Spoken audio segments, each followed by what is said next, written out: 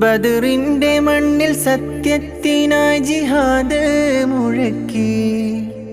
ഉഹദിൽ സ്വഹാബരൊന്നിച്ചു കൂടി ധർമ്മം പുലർത്തി.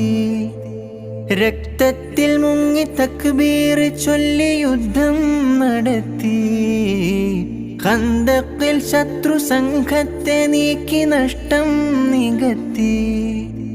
ആലം പടച്ചവന്റെ ആജ്ഞയ്ക്ക് പാത്രമായി ആകാശവീതി പോകി മിഅ്റാജ് പോയതല്ലോ റസൂലേ.